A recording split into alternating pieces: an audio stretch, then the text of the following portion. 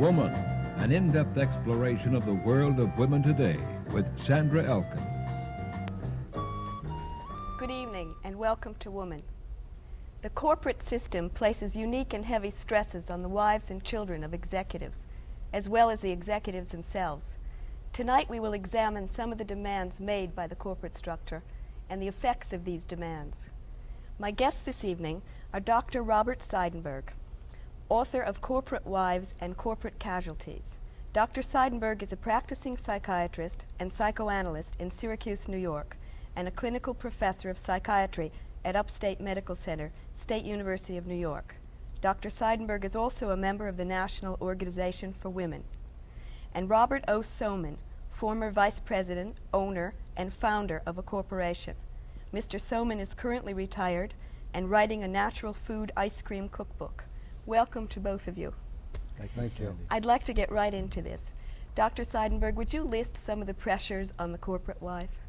Besides the traditional pressures of keeping the hearth, of being a wife and being a mother to children, the pressures entail responsibilities for moving and uprooting. This may happen not just once or twice, but in some instances up to 34 times during one career.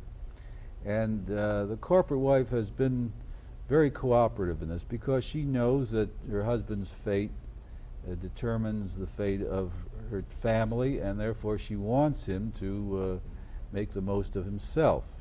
At the same time, these moves mean that she has to renounce a great deal of gratifications that come from living in a community.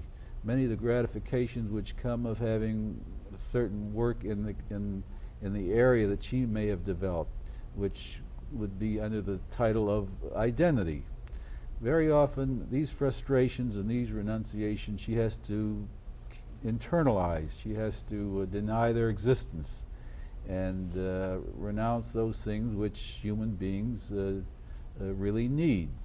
And so that in the third or fourth decade she may become depressed, apathetic, not want to go out of the house. Very often it may lead to drinking problems, the use of tranquilizers, which I'm appalled by. As you may know, twice as many women as men are on psychotropic drugs today. And I think a lot of it is due to the pressures of renunciation of self, of ego, and of those things that the human beings need in this world.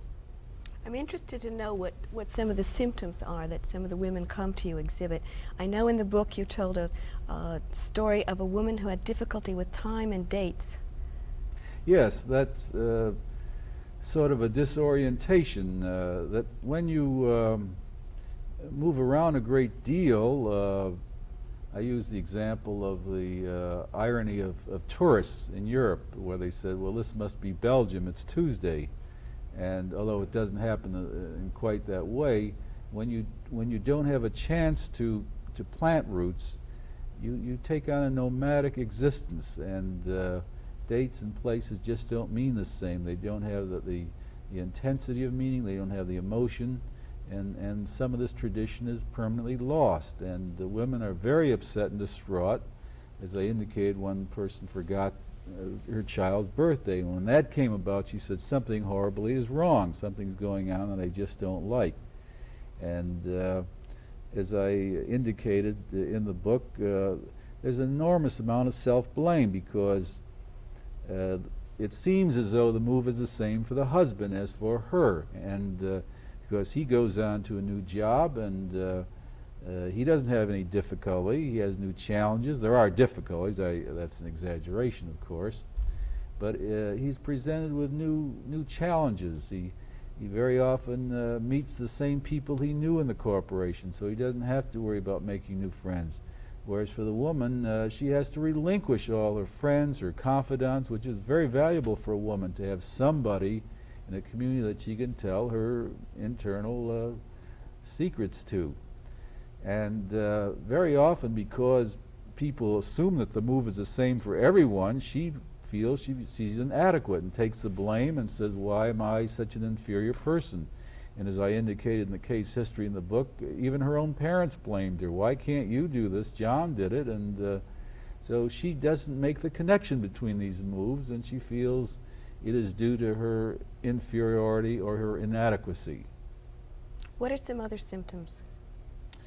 There are psychosomatic symptoms very often. There are headaches, there are malaise, a feeling of not wanting to go out of the house, and not wanting to take part in activities. And you can understand that because there is a feeling of not wanting to unpack psychically, because you've done it so many times, you just don't want to go through the trouble of meeting new people, of gaining status again. And because when a woman moves, she has to start usually at the bottom again.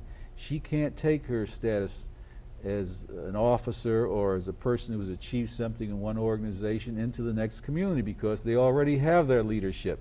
So if she is to start, it's at the bottom, and very often, being a human being, she just doesn't like being diminished. She likes credits the way we all do, and when she doesn't attain them, she withdraws and becomes very often bitter and doesn't want to leave the house, literally. She very often, there are many instances where they would just stay indoors as if to say, if this is where I'm supposed to be, if I am a housewife, I will be indistinguishable from the house.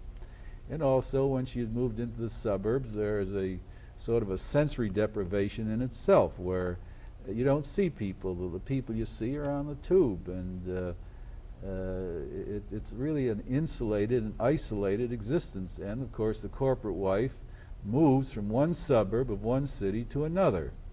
And this is another difficulty, I think, that the people are deprived of those stimuli which a city, and very often a city alone, can give. Let's get Bob Soman's reaction. Your family was under certain social pressures while you were vice president of a corporation? Well, yes. I don't see it in the same sense as the mobility.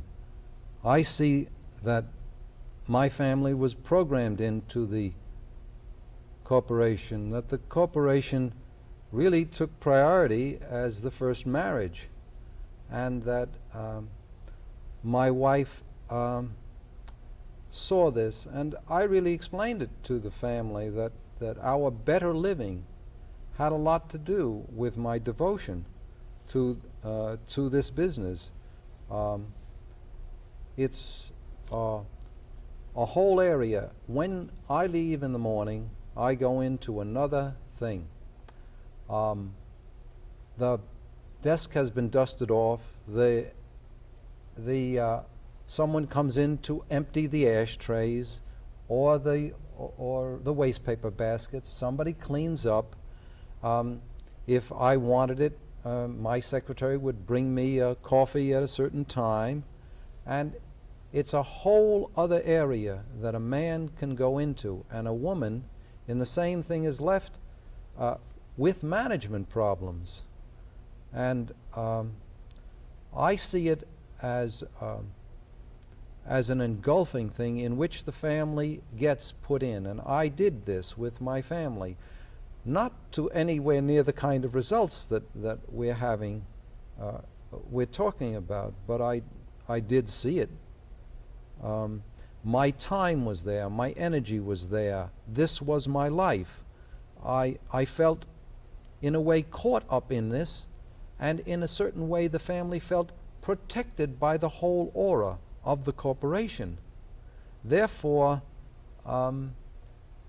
it became another life. I can remember many times being late to anniversaries, to birthday parties, because something occurred at the plant and I lost my feeling of home. My first feeling was, let me hear out this man. Let me get that order out. And the people were waiting at the dinner table. And I would call and say, well, I'm late, I was having a conference, or for whatever reason. But being there and being in this environment, the first thing that came was the corporation. Do you feel that the corporation as Big Brother strengthens or weakens the family structure? This may sound paradoxical, but very often strengthens it. People are amazed when I say that because they see, well, the corporate, first of all, as you know, I don't think they're a villain. I don't think, I think we're all caught up in this. Without the corporation, we wouldn't have, as Bob indicates, the good life that accrue to so many, so that there are no villains, and as I indicated before, the company does not like misery. The company doesn't want to inflict any hardships on people, but very often, because of these moves, because of the uprooting, and for bad reasons really, because the community gratification is cut off, families tend to cling to one another. The members get their attempts to meet their needs within the family group, and very often this brings them close together, but may lead to a certain nagging. In other words, they are seeking their pleasures and their gratifications in a concentrated way, when in fact it should be out there. It should be out in the community and in maybe jobs and in other things that human beings need to fulfill themselves. Did your company screen wives before you hired a man?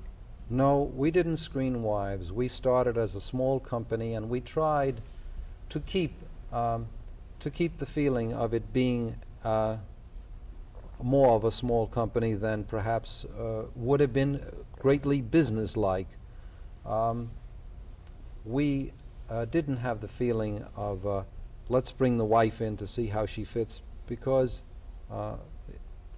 we weren't Harvard School graduates, or we weren't, I shouldn't say anything against them, but we weren't of that type that feels that this is the way to do it.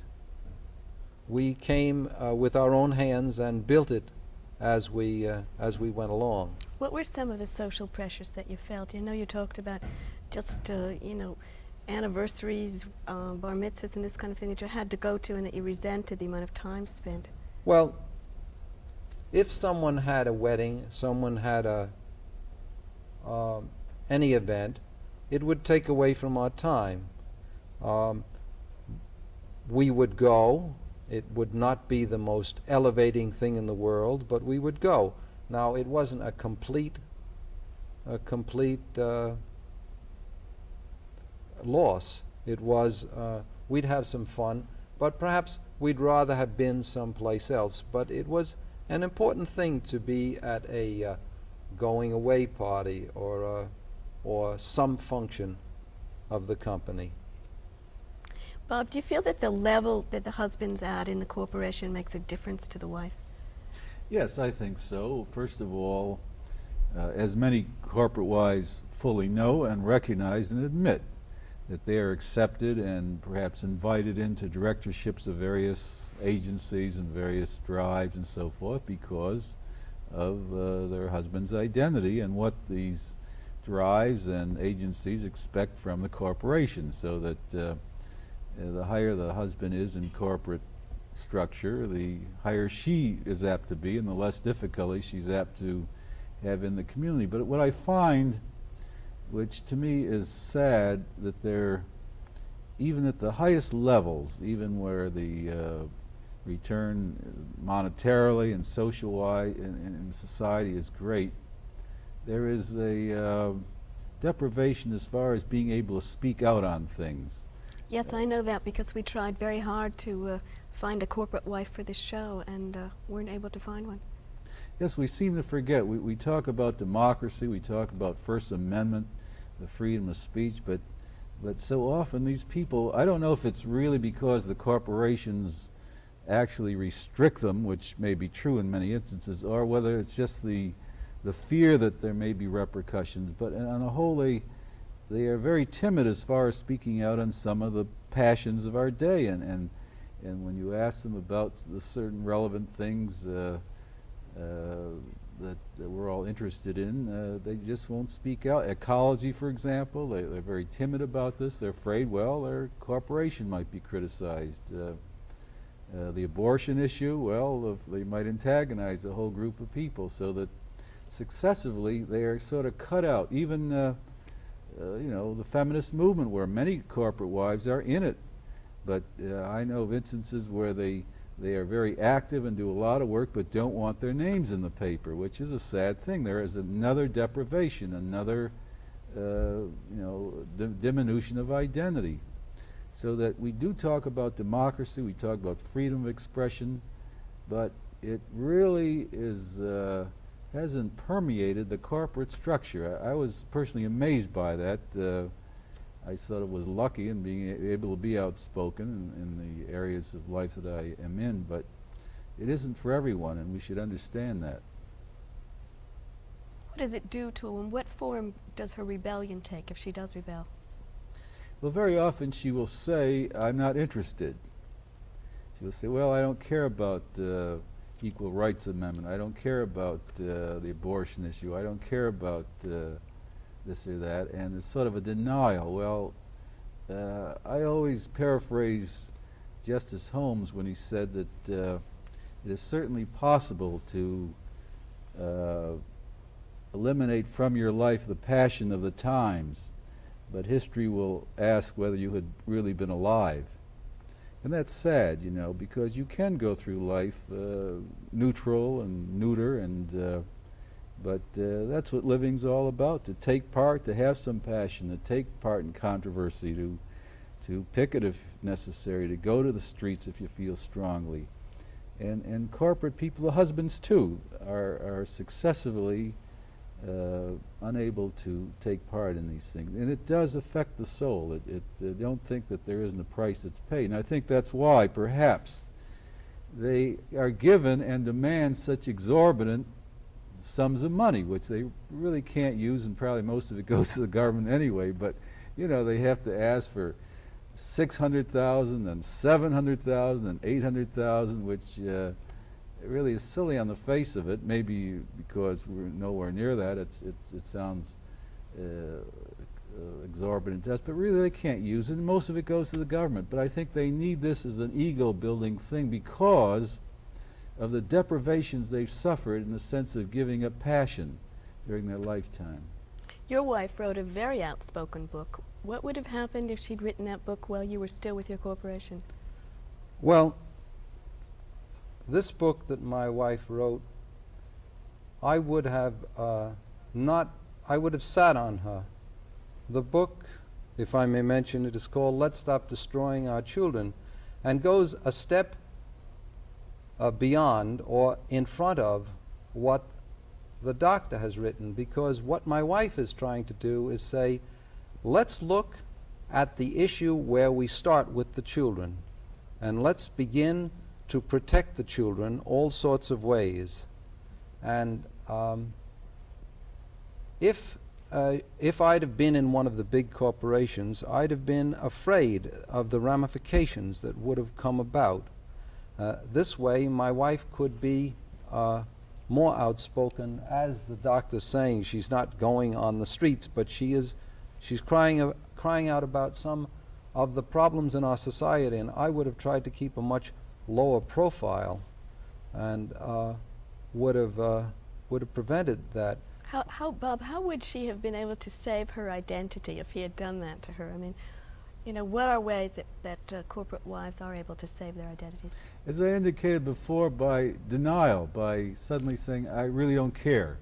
And that isn't true, you see. That when you make... But isn't there something positive they can do? I mean... well, they can, you know, there's always the doll's house, there's always Nora, which most of them don't do that, though. Most corporate wives are very cooperative, and they internalize it, which is bad, you see, that they, by denying it and making as if they are not interested, okay, so I'm not interested in writing the book, my family comes first, my husband comes first. It has to go somewhere, and it comes out in a certain bitterness that may take a form of perhaps nagging at children, or it may take psychosomatic forms of running to the doctors with things that he doesn't understand, because he doesn't know the deprivation that she suffered, because she will deny a connection. She won't say, well, I'm this way because my husband won't let me write this book. But tell me one thing a corporate wife can do to protect herself. Is volunteer work the answer, or becoming terribly busy? I think volunteer work is very important. No, I think there isn't one answer. You want one answer. And one of the answers is really, as Peter Drucker's indicated in his new book, Management, which I highly recommend, he said that everybody asks for answers. Everybody asks for solutions. It's natural. But he said the solution is in defining the problem, in knowing what the problem is and focusing in on that. Then the answers will come. And I think the problem here is that from now on we have to deal with two full people, that no longer will a wife be dealt with as baggage, as just a helpmate. That from now on, increasingly so, because women are becoming educated, because they have several degrees, they're skilled in so many things, and because their consciousness is being raised, that in making moves, their needs will have to be looked after too. And some moves will not be made. And I see this amongst young people where a husband will not make a move because in this new place, if the wife, for example, has a dancing school or might and has invested a tremendous amount of energy in it, he won't move. And he'll say, well, I'll have to forego it because her needs are important too. And this is a very hopeful sign.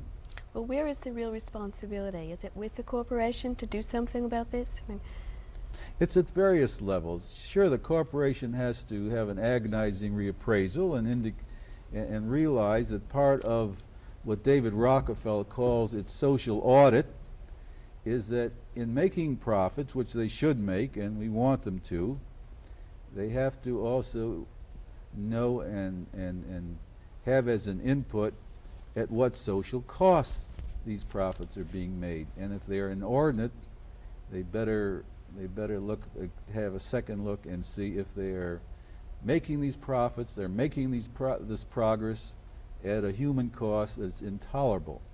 And so that this, and I think it can be done without destroying the free enterprise system. I think there's enough latitude, and a man such as David Rockefeller has indicated that in the future, corporations will be making social audits of what they're doing to their employees and to the communities that they're living in. And I think everyone will be better off as a result. Before I mention something that fits in with this, I mentioned the name of a famous school, saying we didn't have the sophistication of that school, and therefore I was using this as a generic term, saying we therefore didn't do that kind of screening of people. But from my reading and from the knowledge of these people who are coming out of the schools now, I don't think that they are doing that much screening of the wives. I think that there is a much more liberal attitude. First of all, I think that the young people going in have a much different and more enlightened attitude.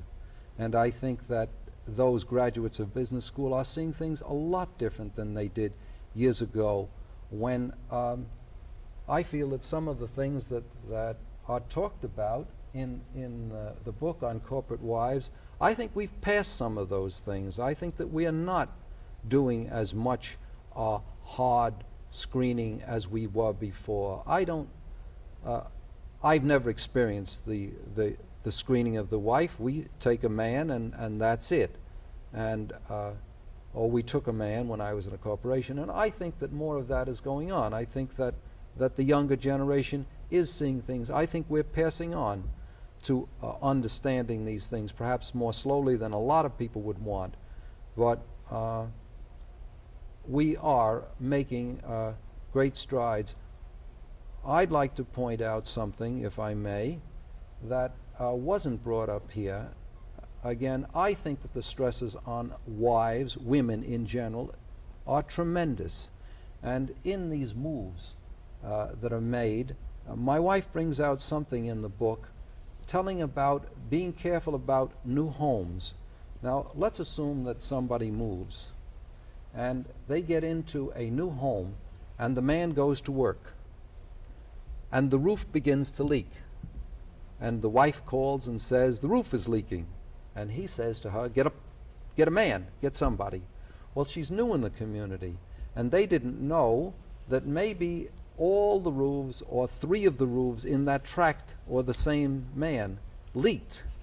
And she isn't quite prepared for the management which she must do on a new level. As was mentioned here, the man has a lot of supports. The woman does not have those supports. She is left in a new community. She doesn't know about the plumber, whether he's reliable or not. She doesn't know about all of these situations that occur in a completely new area. And my wife's book begins a whole area of looking into things like, how are the playgrounds? How is this and how is that starting on the children's level? And that whole thing is a new research job for a wife, whereas the husband goes into a more set environment. So I think we're making progress because more people are aware of these things. I think that it's filtering down. I think that husbands are coming home discussing things with their wives. Bob Siedenburg, do you agree with that? We have about 1.5 minutes left. Well, I think it's a little over-optimistic because the screening is not as overt and as gross as it used to be, but it's a little more subtle. It takes place in medical examinations. Medical histories what do you mean of wives are asked for. Takes place in medical examinations? Well, in the sense that very often instead of asking whether your wife is an alcoholic or whether she's has any social problems, they will ask for a medical history where these questions very often are asked, and then she brings it into the medical department of the big corporation, and it's done through that. Also, in colleges do the same thing, so that there is an increased sophistication in this, which may really enhance the problem because of its subtlety. But very often, many corporations now realize that when you hire a person, when you pay a person a salary, there's only so much you can demand. I'm sorry, we're out of time. I thank you both very much. Good night from Woman, and we'll see you next week.